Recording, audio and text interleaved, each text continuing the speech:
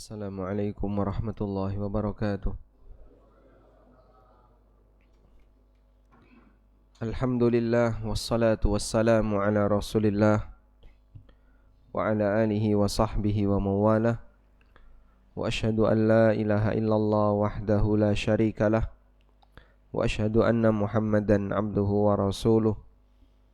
Sallallahu alaihi wa ala alihi wa sahbihi wa man tabi'ahum bi ihsanin ila yaumiddin. Alhamdulillah, puji syukur kita haturkan kehadirat Allah Subhanahu wa ta'ala. Di kesempatan pagi ini kembali kita melanjutkan kajian di Masjid Al-Marhamah. Materinya atau temanya enggak ada tema ini ya.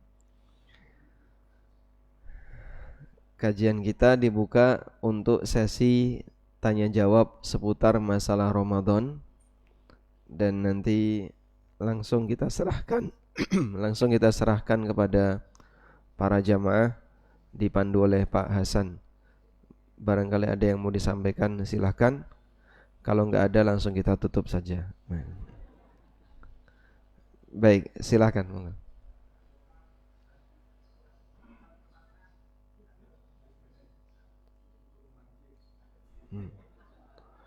Insyaallah.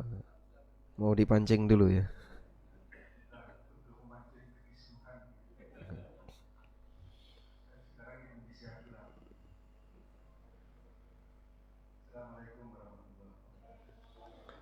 Waalaikumsalam warahmatullahi wabarakatuh.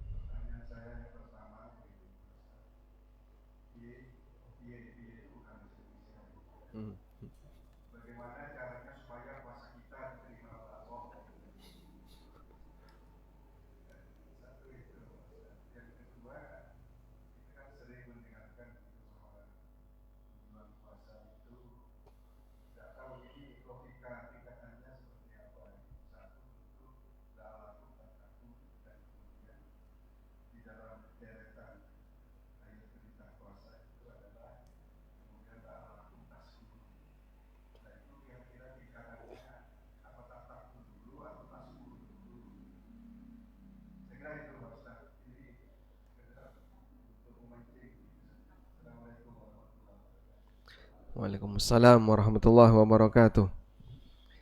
Baik, jadi maksud dari pertanyaan beliau adalah untuk memancing, bukan untuk mencari jawaban. Pertanyaan yang pertama berkaitan dengan bagaimana sih cara puasa kita agar bisa diterima. Secara prinsip, semua ibadah agar bisa diterima oleh Allah itu syaratnya ada 3. Yang pertama ikhlas, yang kedua sesuai petunjuk Rasul sallallahu alaihi wasallam, yang ketiga pelakunya seorang mukmin. Apabila 3 ini terpenuhi, maka insyaallah ibadah itu berpeluang besar akan diterima. Nah, masalah apakah nilai pahalanya besar atau kecil tergantung dari kualitas kekhusyuan, tergantung dari semangatnya, dan banyak faktor yang mempengaruhinya, termasuk waktu dan tempat. Tentu saja ibadah yang dilakukan di waktu yang mulia berbeda nilainya dengan ibadah yang dilakukan di selain waktu yang mulia. Ibadah yang dilakukan di tempat yang mulia nilainya berbeda dengan yang dilakukan di tempat yang kurang mulia. Dan ada banyak faktor yang bisa mempengaruhi besar kecilnya pahala seorang hamba. Maka kita upayakan, kalau kita sudah mukmin berarti kita sudah punya modal dasar agar ibadah kita diterima oleh Allah Ta'ala. Karena orang musyrik Allah tegaskan, la in asyrakta la yahbatanna 'amaluk. Kalau kamu berbuat syirik, maka seluruh amalmu akan hapus, sehingga amalnya orang musyrik tidak diterima. Allah Subhanahu wa ta'ala juga berfirman di surat At-Taubah, wa ma mana'ahum an tuqbala minhum nafaqatuhum illa annahum kafaru billahi wa rasulih. Tidak ada yang menghalangi kenapa nafkah mereka tidak diterima, infak mereka tidak diterima, selain karena mereka kufur kepada Allah dan Rasulnya. Kemudian berikutnya adalah ikhlas. Kita tahu ikhlas ini pondasi yang paling penting dalam ibadah. agar amal itu diterima oleh Allah. Allah berfirman, "Wa ma umiru illa liya'budullaha mukhlishina lahuddin."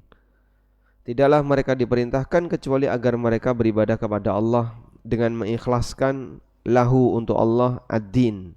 Ad-din di sini maknanya adalah al-amal. Ad-din artinya amal. Mukhlishina lahuddin, dengan mengikhlaskan amal untuk Allah. Kemudian mengikuti petunjuk Nabi sallallahu alaihi wasallam. Karena Allah Subhanahu wa taala perintahkan agar kita mengikuti beliau. Sebagaimana yang Allah firmankan, "Qul in kuntum tuhibbunallaha fattabi'uni yuhibbukumullah wa yaghfir lakum dzunubakum." Katakanlah, kalau kalian mencintai Allah, maka ikutilah aku. Aku di sini siapa? Nabi Muhammad sallallahu alaihi wasallam. Dan kita juga diperintahkan untuk mengikuti beliau. Wa may yuti'ir rasula faqad ata Allah. Siapa yang mentaati Rasul, hakikatnya dia mentaati Allah. Tiga ini dengan dalil-dalil yang tadi saya sebutkan, idealnya setiap muslim paham gitu ya. Sehingga ketika kita dimanapun ditanya, gimana sih caranya biar amal kita diterima oleh Tuhanmu, nah, kita bisa menjelaskan 1, 2, 3, dan Tuhanku berfirman seperti ini. Sehingga kita bisa menyampaikan sebuah pernyataan, dan di saat yang sama kita punya landasannya. Selanjutnya kita beralih kepada pertanyaan yang kedua. Dalam Al-Quran terkait puasa, Allah Subhanahu wa ta'ala berfirman, "La'allakum tattaqun." Tujuannya adalah agar kalian bertakwa. Sementara di ayat lanjutannya, di beberapa ayat lanjutannya, Allah Ta'ala berfirman, "Walitukmilul iddata walitukabbirullaha ala ma hadakum wala'allakum tashkurun."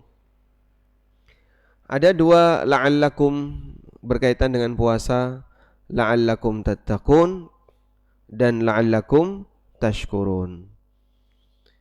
Pertanyaannya, mana yang lebih duluan, takwa dulu atau syukur dulu?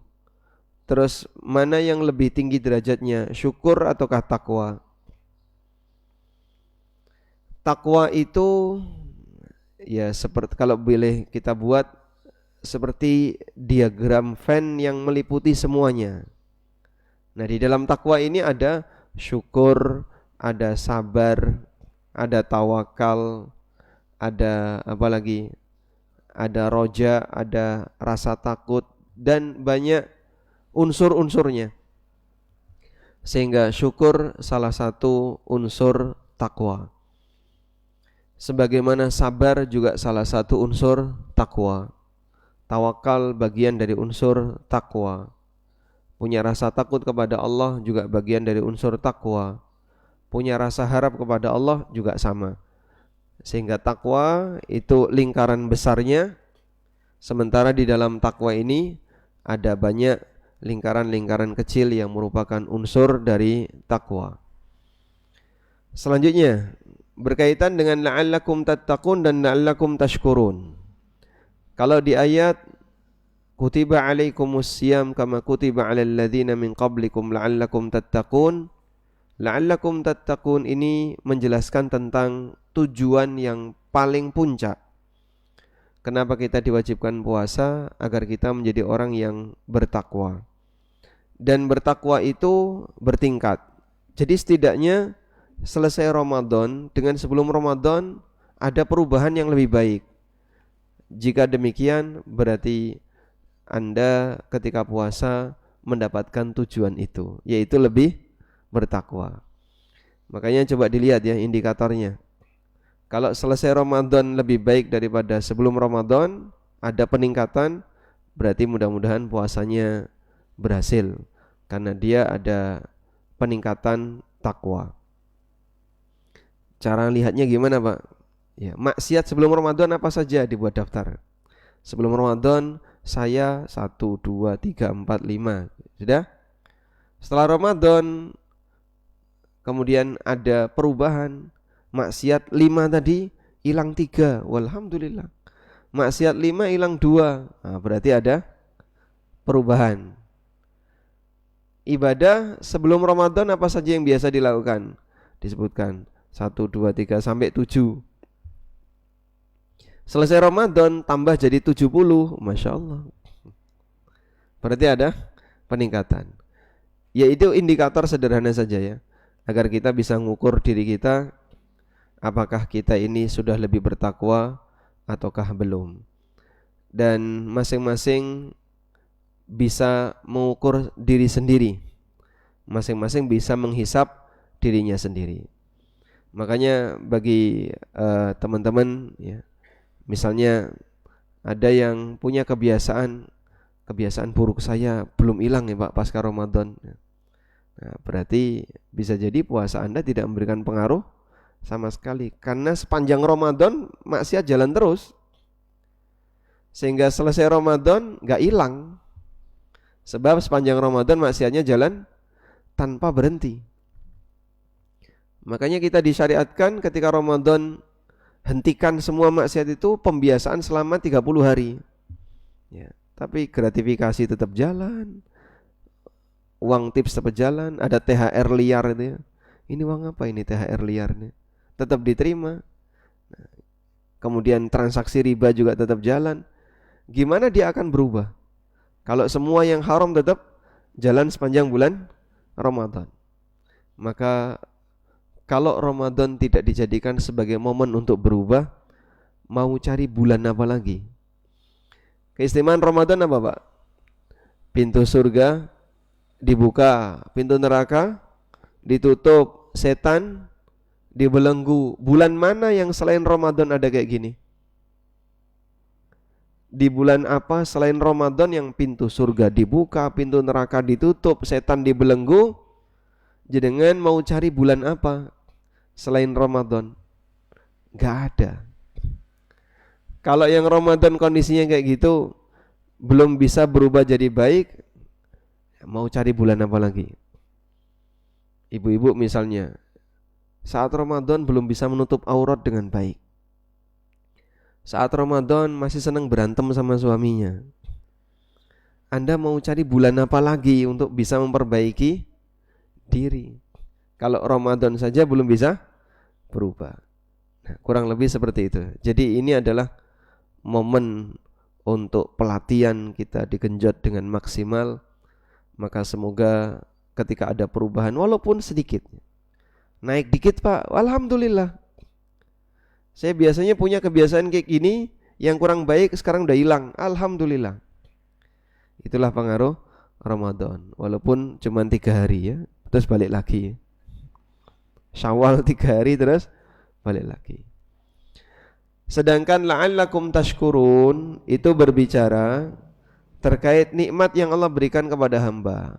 Kamu berpuasa selama 30 hari atau selama 29 hari. Lalu setelah itu masuk tanggal 1 Syawal. Di 1 Syawal balik lagi boleh makan, minum, sehingga bisa merasakan kenikmatan, agar kamu bersyukur. Dan mukmin muslim begitu selesai Ramadan dia bersyukur karena 2 hal. Bersyukur karena telah menyelesaikan tugas dia. Yang kedua bersyukur karena Allah halalkan dia untuk makan minum di siang hari yang sebelumnya dilarang ketika bulan Ramadan. Sehingga dia bisa berbahagia bersama dengan keluarganya, bersama dengan masyarakatnya. Wallahu a'lam. Ada tambahan dari Pak Nur? Gantian ya. Tambah kisruh ya. Ini ada pertanyaan dari ibu-ibu melalui kertas. Menjelang Ramadan ini ada beberapa ustadz yang share tentang sebaik-baiknya wanita sholat di rumah. Bagaimana yang terbaik wanita sholat dan sholat tarawih di mana? Baik, yang menyampaikan ini Rasulullah sallallahu alaihi wasallam. Nabi sallallahu alaihi wasallam menyebutkan secara umum salatnya muslim, semua muslim, laki maupun perempuan itu di rumah, kecuali salat wajib. Rasulullah sallallahu alaihi wasallam bersabda, afdalu salatil mar'i fi baitihi illa al-maktubah. Salat seseorang yang terbaik itu adalah di rumahnya kecuali salat wajib. Kemudian untuk wanita, salat wajib lebih baik di mana? Di rumah atau di masjid? Lebih baik di rumah. Coba kita lihat hadis ini. Ada seorang sahabat wanita yang datang kepada Nabi SAW dan menyampaikan keinginan mereka untuk sholat di Masjid Nabawi.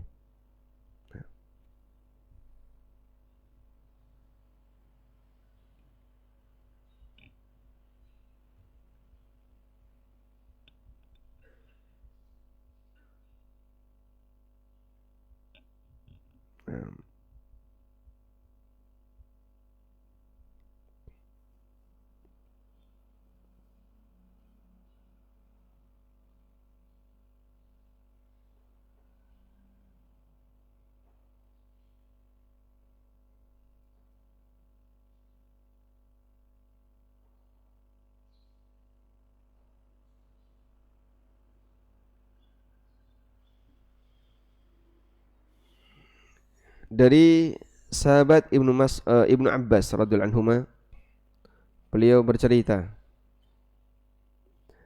anna imra'atan sa'alathu 'anis salati fil masjid yaumal jum'ah. Ada seorang wanita yang bertanya kepada Ibnu Abbas tentang salat di masjid di hari Jumat. Faqala, lalu Ibnu Abbas mengatakan, salatuki fi makhda'aki afdalu min salatiki fi baitiki. Kamu salat di teras rumahmu lebih baik daripada, atau kamu salat di tempat kamarmu lebih baik daripada kamu salat di tempat kumpul keluarga, di balai. Dan kamu salat di dalam rumahmu lebih baik daripada kamu salat di teras rumahmu. Kamu sholat di teras rumahmu lebih baik daripada kamu sholat di masjid terdekat kamu. Ini contoh salah satunya. Kemudian mana lagi ya? Ini Ummu Humaid. Ya.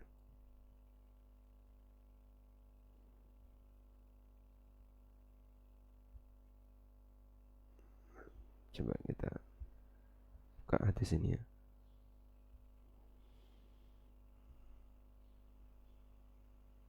Mana tadi? Hadis Ummu Humaid.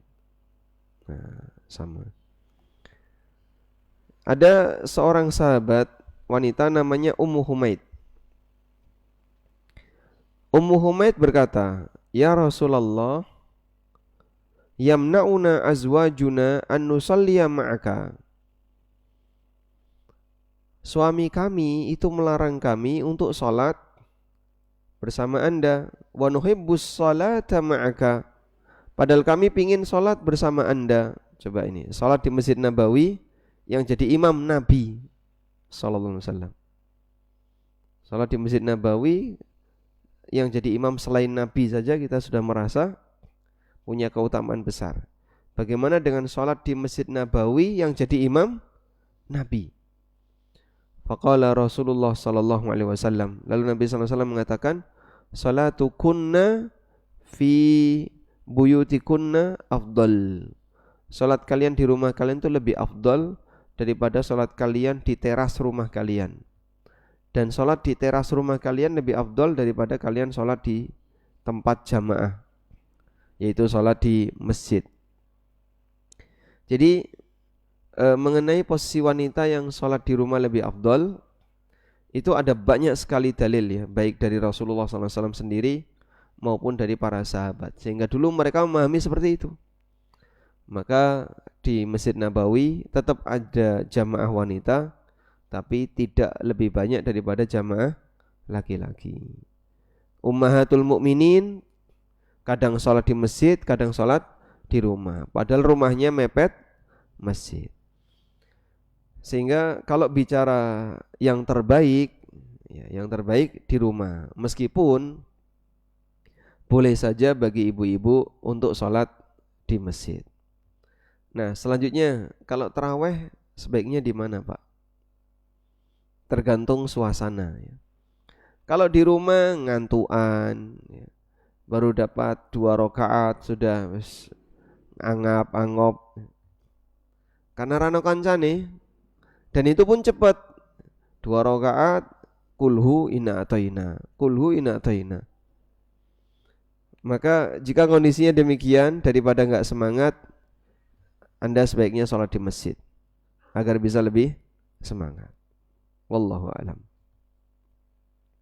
Apakah sudah cukup kalau sudah sholat taraweh dan witir bersama imam di masjid, tidak melaksanakan sholat tahajud lagi di rumah? Karena wanita harus menyiapkan hidangan sahur untuk suami dan keluarga. Masya Allah, ini pejuang-pejuang subuh ya, pejuang sahur nih. Baik, berkaitan dengan tahajud setelah ikut taraweh sampai witir, diperbolehkan bagi orang yang sudah taraweh untuk sholat lagi, karena witir itu bukan penghalang sholat. Jadi kalau sudah witir nggak boleh sholat, bukan demikian. Setelah witir masih boleh sholat, karena Nabi SAW sendiri pernah sholat selesai witir 2 rakaat. Dan kalau masalah harus menyiapkan sahur dan seterusnya, ya ini tinggal masalah atur waktu. Anda mungkin bisa bangun jam 2 atau lebih pagi, kemudian sholat dulu baru menyiapkan sahur. Biasanya kalau sahur sisa makanan buka atau makanan baru? Hah? Sisa ya. Sisa saja. Jadi jangan yang baru ya. Mau ngangeti tok wis rampung. Jadi kalau sisa kan tinggal ngangetin, tidak perlu masak yang baru. Saya pernah 1 bulan itu kompor nggak nyala, cuma nyalain untuk masak air hangat aja buat mandiin anak-anak. Karena dari masjid itu sudah melimpah, masya Allah ya. Jadi wes ra blonjo blas itu. Buka puasa di masjid, ya nggak usah masak. Udah dapat 2 box, 3 box, sudah. Sisa bawa pulang. Nanti diangetin dah. Wes itu saja tiap hari. Masya Allah. Insya Allah di Marhamah bisa kayak gitu kan? Bisa. Mau di kerajaan aja bisa kok. Gimana? Oh, efisiensi. Oh, masya Allah. Karena pengaruh efisiensi jadi nggak ada bukber ini. Oh gitu, masya Allah. Ya, ya mohon maaf jamaah. Jadi di Marhamah tidak ada buka bersama karena efisiensi ya. Wah ada. Oh hanya untuk kalangan terbatas ya. Baik, pakai kupon. Pakai kupon, masya Allah. Iya.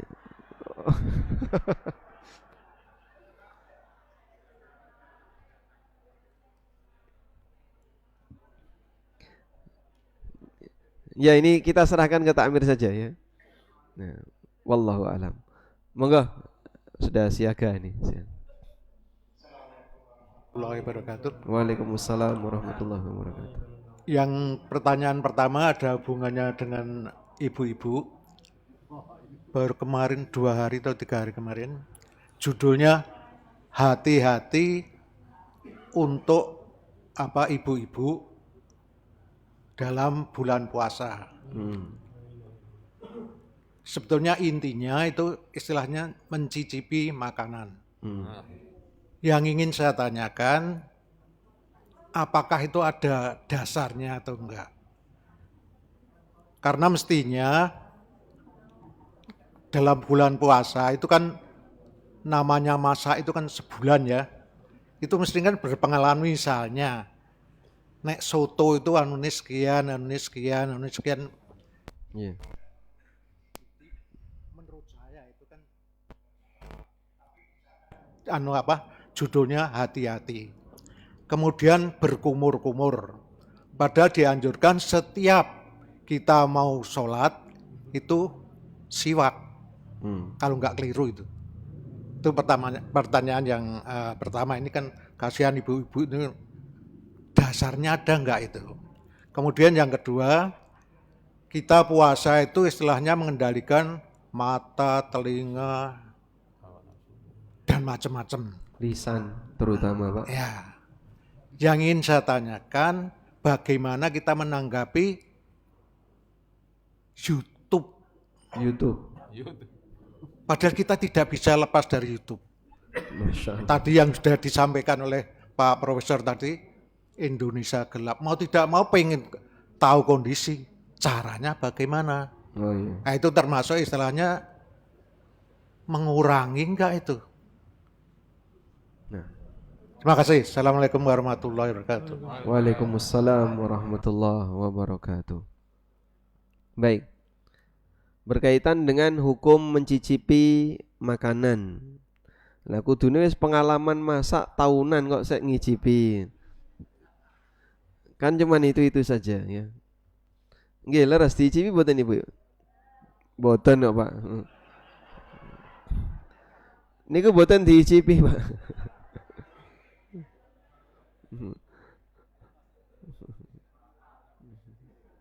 Nggih.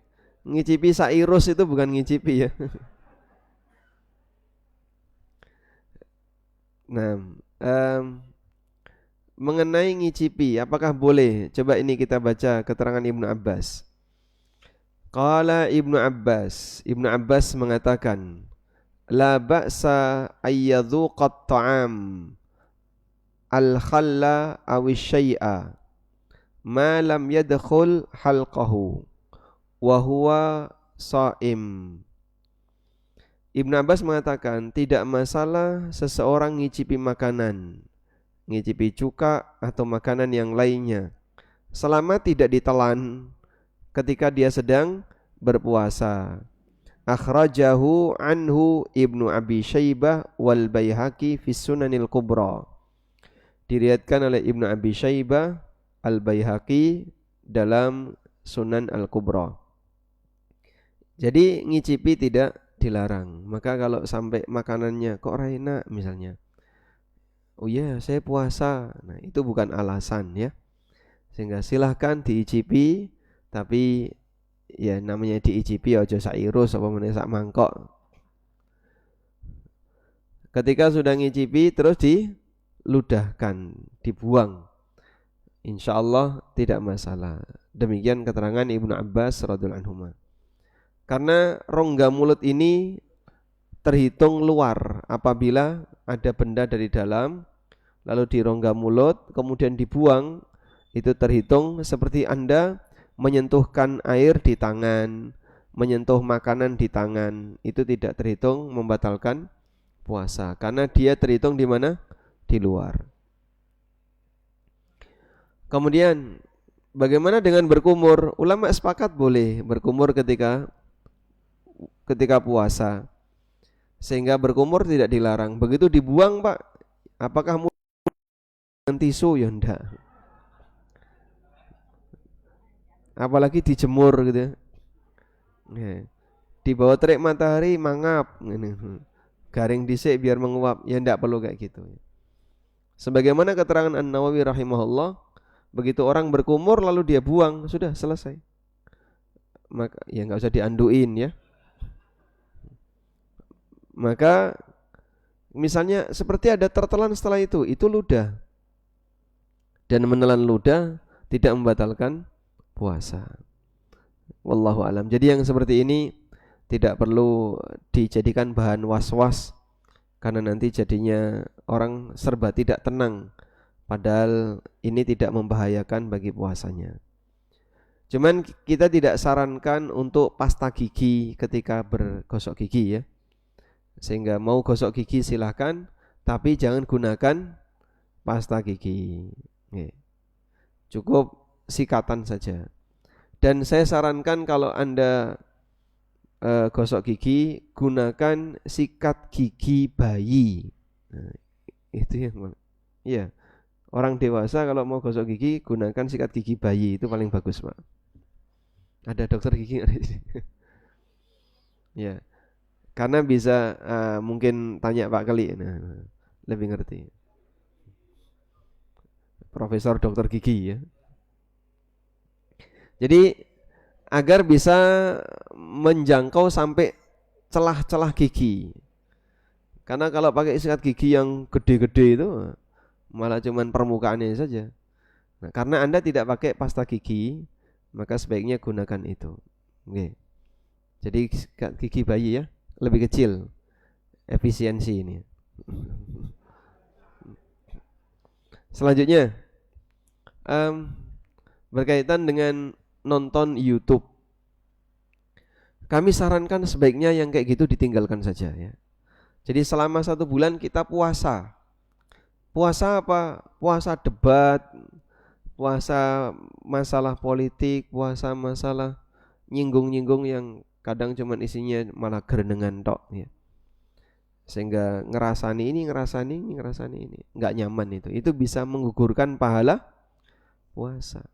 Bisa menggugurkan pahala puasa.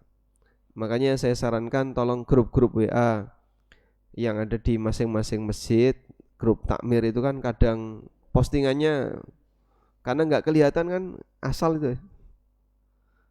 Kemudian komentar-komentarnya kadang ono sing pedes bareng. Nggih, Pak. Di Marhama juga ada kayak gitu, Pak. Banyak. Karena nggak ketemu, kalau ketemu orangnya baik-baik saja. Begitu nggak ketemu, masya Allah, komentarnya komentar pedes-pedes. Nah, kami sarankan ditahan dulu. Jadi nanti sampaikan peringatan ya. Mohon agar dimaklumi kita sedang berpuasa. Pokoknya yang kalimat-kalimat yang kira-kira bisa ganggu perasaan sebaiknya ditahan dulu. Nah, jadi nanti setelah Syawal baru berantem lagi nggak apa-apa ya. Oke. Yaitu tujuannya dalam rangka untuk menahan diri. Karena penglihatan, pendengaran, lisan itu semuanya menjadi sebab munculnya dosa. Sehingga ketika kita berpuasa, puasakan juga mata kita, pendengaran kita, dan lisan kita. Wallahu a'lam. Pun cekap. Nah.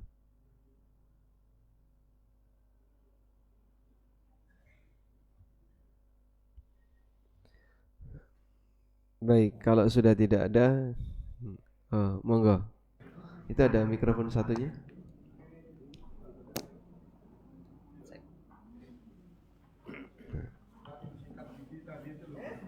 Sikat gigi. Nah, ini yang pakai yang satunya. Allahumma sholli ala Muhammad. Allahumma sholli wa sallim ala nabiyina Muhammad. Dengan kali ini yang saya mau tanyakan berkenaan dengan Quran surat Al-Baqarah ayat 183. Ya a'udzubillahi minasyaitonirrajim. Ya ayyuhallazina amanu kutiba alaikumusiyam. Nah, di sini kan Allah memberitakan, kok tidak ya ayyuhallazi muslimun atau ya ayyuhallazi annas gitu, tidak dengan muslim atau manusia. Ini kok diberatkan dengan beriman ya. Mungkin hikmah di balik itu, mohon dijelaskan dengan ya ayyuhallazina amanu.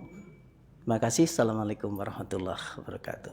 Waalaikumsalam warahmatullahi wabarakatuh. Panggilan dalam Al-Quran itu ada ya ayyuhan nas, dan ada ya ayyuhalladzina amanu, dan ada ya bani Adam. 3 itu ya. Ada lagi enggak? Ya ayyuhalladzina kafaru. Orang kafir dipanggil untuk ngapain? Kalau orang kafir, Allah Ta'ala berfirman, Qul ya ayyuhal kafirun la a'budu ma ta'budun. Itu untuk ultimatum ya. Berarti ada berapa? Ada 4. Ya ayyuhalladzina amanu, yang isinya perintah. Ya ayyuhalladzina amanu, ya ayyuhan nas. Kemudian ya bani Adam khudhu zinatakum inda kulli masjid. Qul ya ayyuhal kafirun, itu perintah dari Allah untuk Nabi sallallahu alaihi wasallam agar menyampaikan kepada orang kafir.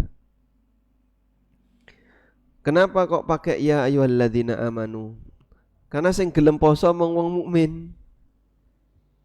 Kalau ya ayyuhalladzina aslamu kayaknya enggak ada dalam Quran ya. Wahai orang-orang Islam, enggak ada. Karena orang muslim itu mukmin. Sehingga dia yang mengaku Islam, dia adalah orang mukmin. Maka dipanggillah ya ayyuhalladzina amanu, wahai orang-orang yang beriman. Karena yang mau puasa yang tujuannya adalah untuk ibadah hanyalah mukmin. Karena itu dipanggil ya ayyuhalladzina amanu. Dan ini sekaligus dalil. Jadi begini ya. Ini begini. Nidaul iman. Nidaul iman. Panggilan yang diawali dengan iman, ya ayyuhalladzina amanu. Baik. Panggilan iman itu merupakan konsekuensi dari iman. Panggilan iman itu mengandung konsekuensi. Gitu. Artinya begini, jika ada ayat yang berisi ya ayyuhalladzina amanu, nah, begini. Terus ada lanjutannya. Kutiba alaikumusiyam, qu anfusakum wa ahlikum naro. Ya ayyuhalladzina amanu, ada banyak sekali perintah-perintah yang lain. Nah, maka perintah di sini ada perintah. Nah, maka perintah yang disebutkan setelah ya ayyuhalladzina amanu adalah konsekuensi iman. Perintah ini merupakan konsekuensi iman. Sehingga wahai kamu orang yang beriman, jika betul kamu orang mukmin, ya kerjakan perintah ini. Maka puasa itu konsekuensi iman. Amal-amal yang lain yang diperintahkan setelah perintah ya ayyuhalladzina amanu juga konsekuensi iman. Ya, maka puasa itu menjadi unsur iman atau cabang iman, unsur atau cabang iman. Begitu Bapak? Ya, bisa dipahami ya. Maka dipanggillah ya ayyuhalladzina amanu karena amal ini cabang iman. Nah. Kalau harus meneteskan obat ke mata sehari 3 kali, apakah membatalkan puasa karena memasukkan obat ke mata? Obat tetes mata itu sudah ada sejak masa silam.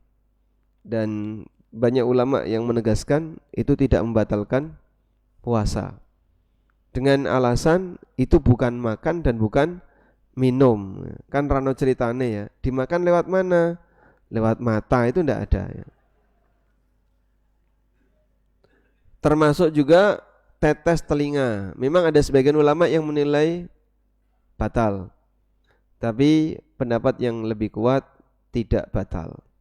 Karena tidak ada istilah makan lewat telinga. Dan itu obat untuk area luar. Mata itu mata luar ya, untuk area luar. Sama seperti kita pakai salep, kita pakai hand body misalnya, itu kena di area luar. Nah, kecuali kalau infus itu batal puasanya. Orang bisa kuat nggak makan nggak minum selama bulanan, berbulan-bulan, diinfus terus. Jadinya itu semakna dengan makan dan minum, karena infus itu cairan mengandung nutrisi makanan, sehingga dia bisa kuat tidak makan tidak minum karena diinfus. Suntik obat atau suntik infus? Suntik obat. Kalau suntik obat, pendapat yang lebih kuat tidak batal puasa. Coba kita lihat. Transfusi darah batal puasa. Nah, karena cuci darah, transfusi darah, bukan donor ya. Transfusi kan berarti memasukkan darah dari luar. Kalau donor beda lagi. Nah, untuk transfusi itu seperti cuci darah. Dia bisa batalin puasa karena dia mengandung nutrisi. Jadi seperti makan. Coba kita.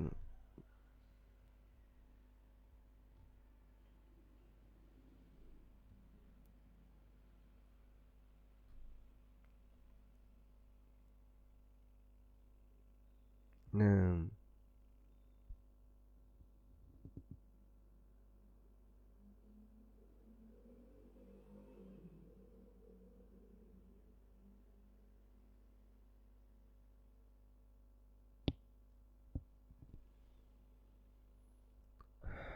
eh,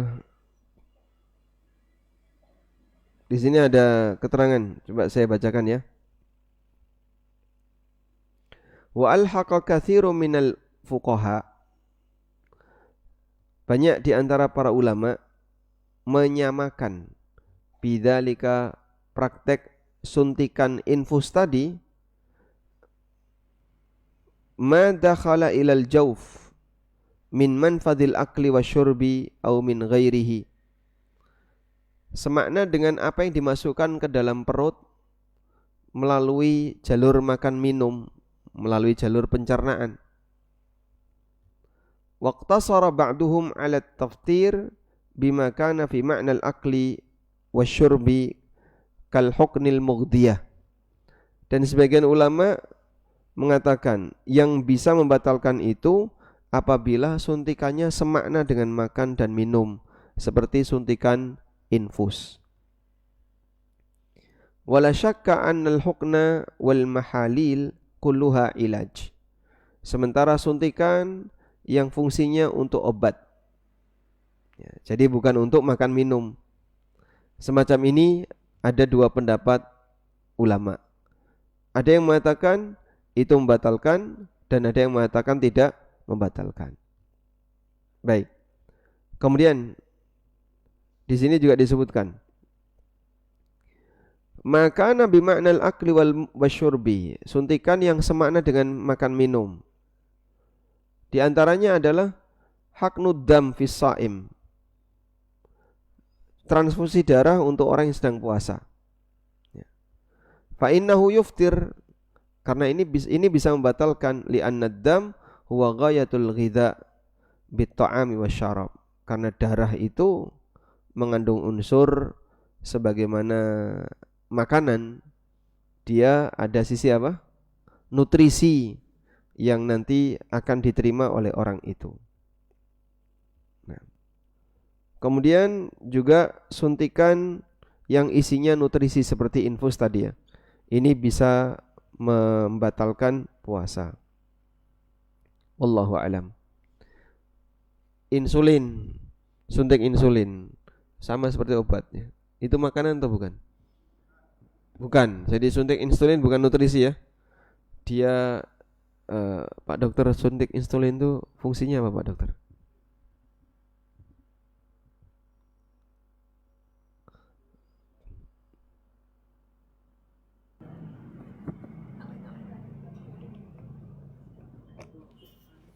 Ya Ustaz, untuk insulin untuk mengatur kadar glukosanya supaya tidak naik Ustaz. Mengatur Insulin, kadar glukosa. ya hormon insulin itu kan untuk mengubah glukosa menjadi glikogen. Jadi mengubah gula darah menjadi gula otot. Jadi karena pada pasien DM itu kan kekurangan insulin, ada yang tipe seperti itu, jadi dibantu dengan insulinnya. Nah, Masya Allah. Baik, berarti dia bukan nutrisi ya? Bukan. Kalau kelebihan dosis malah gula darahnya hilang, bahaya. Nah, sehingga gitu. Silakan.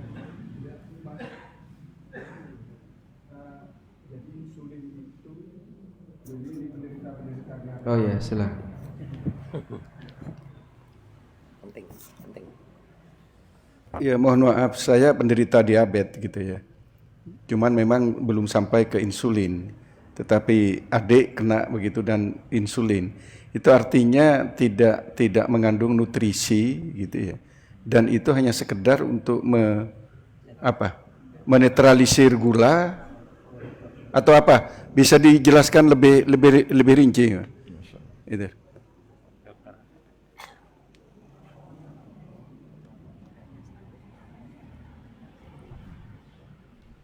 Ya, terima kasih. Sebenarnya insulin itu kan pengganti untuk hormon insulin di dalam darah.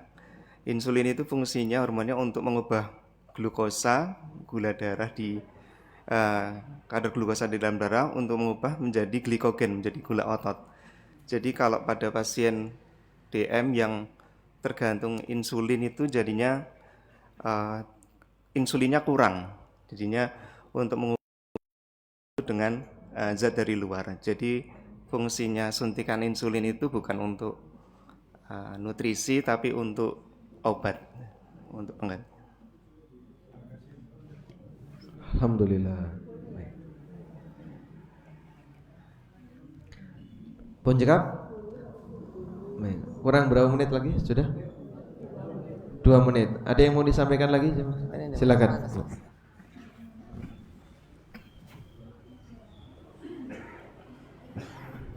Assalamualaikum warahmatullahi wabarakatuh. Waalaikumsalam warahmatullahi wabarakatuh. Kalau ini menurut saya ya Pak Ustadz ya, yang